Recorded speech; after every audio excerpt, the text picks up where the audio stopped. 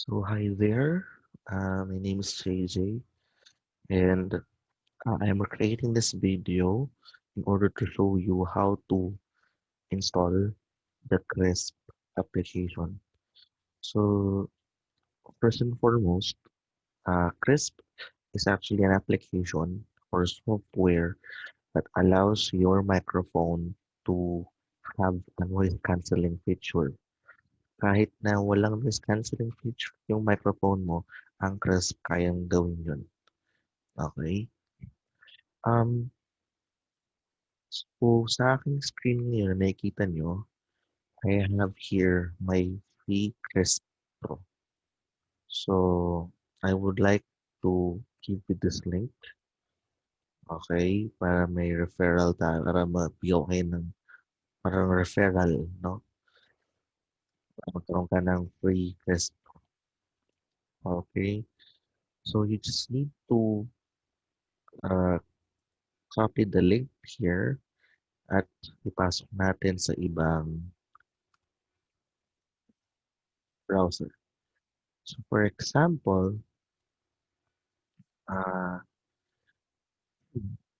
For example, clinic niyo yung link na binigay ko, just need to accept the invite, tapos ipasok niyo yung email niyo. So in my case, I'm going to use my uh, my other Google account. Actually, the other Google account is my work email. Mhm. So it will be signed in here at ayan na. So in my case, you will see here that the other account I'm using has a free Crespo. So if you need to have more uh, months to use free Crespo, uh, you may send this referral link to other teachers, okay? Para magkaroon ka ng 2 months okay, na free pro. Okay? So, ngayon, paano ngayon i-install ang Crisp? Okay. Simple lang naman po siya. Okay, you just need to, just a moment po. Okay, so you just need to click the crisp. Okay, or go to downloads. Wait lang po. Go to downloads, so you can actually have here crisp for Windows and crisp for Mac and crisp for Chrome. So, bakit po may tatlo dito? Ito po ay for Windows. Halimbawa, gagamit ka ng Zoom, Discord, or MS Teams. So, I suggest you use this Crisp for Windows.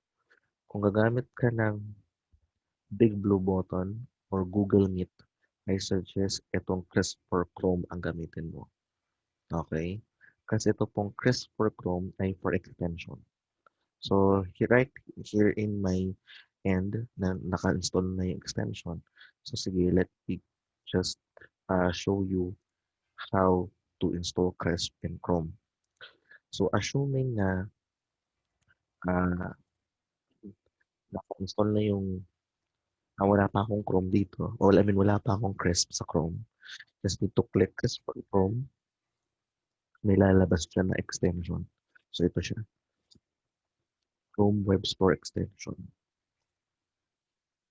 Okay. Tapos, click here, Add to Chrome.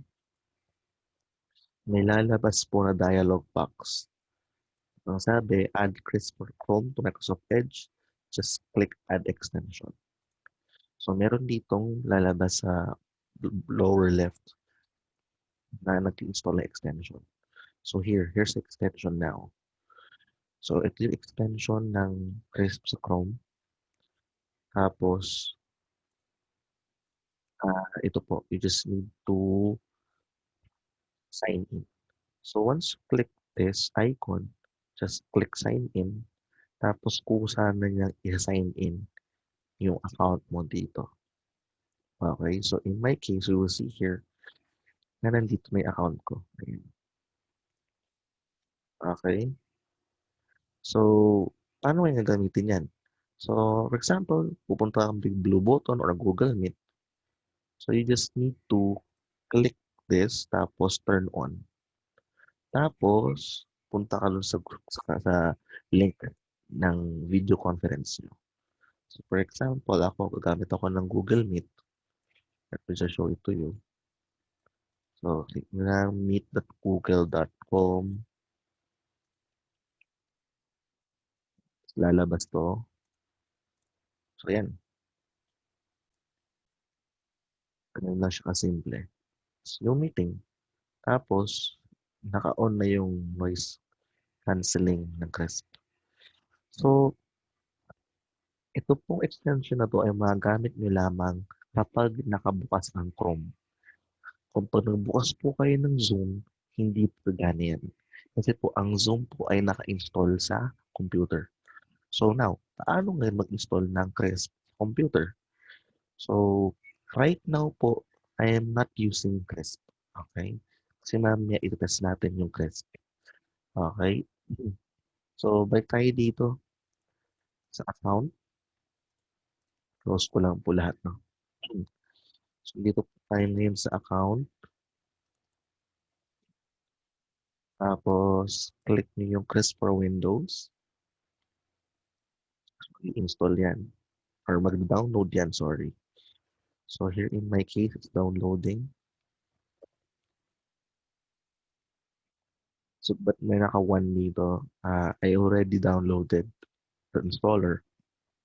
So, I just re-downloaded it just to show you how to download it. Okay.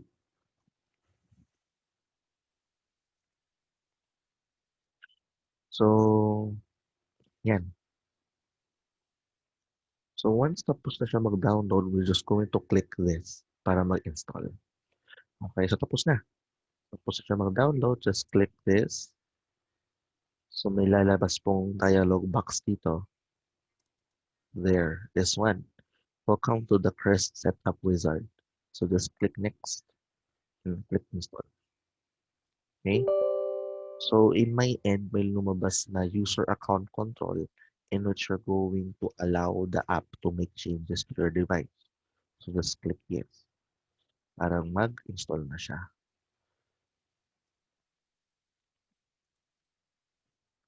So, it's already installing. So, you can see here in my screen. Just to wait actually as you install it.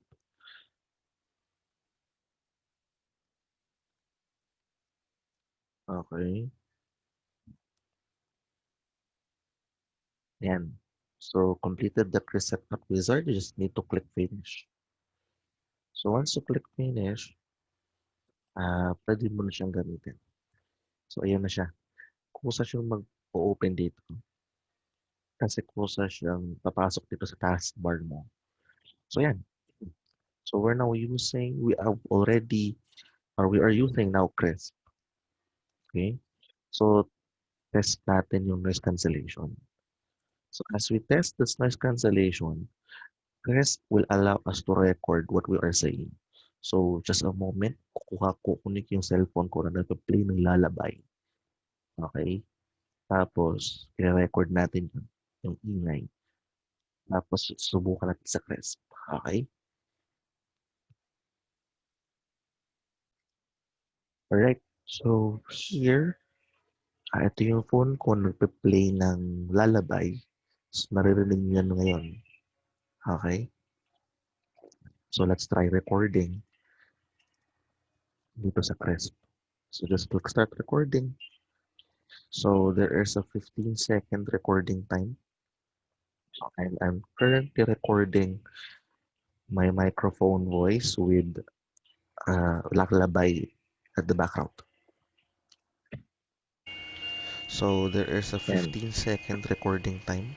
so So, currently, I'm currently recording naka-play na my yung record ko. microphone voice with So you will actually laklabay see here at the background. na nilalabay. So there is a 15-second recording time. So I'm Listen currently carefully. recording I'm my going to activate microphone it. voice with lullaby at the background.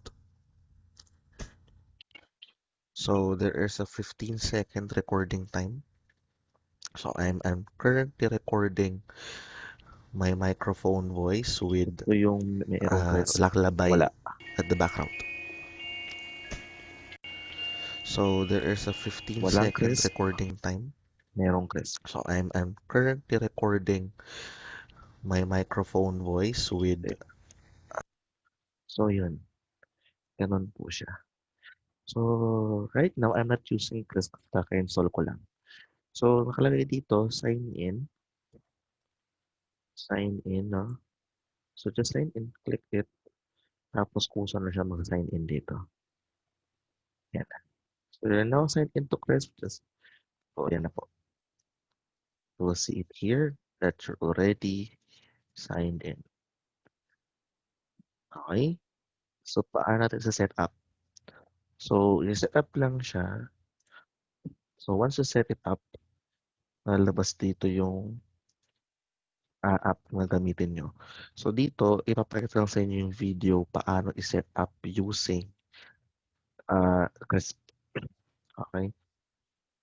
So, here, you will see it in my end na I'm using MPOW HC. Ito yun, yung headset na gamit ko or headphone na gamit ko. So, yung microphone niya ay currently walang noise. Okay? Pero, ngayon sa Zoom, habang kasi nga I'm using Zoom as my recording application, hindi pa siya mag-take effect kasi hindi ko pa siya sinaset up sa Zoom. Pero in setting up Krisp in your PC, just need Krisp will automatically set it up here. Now sa speaker,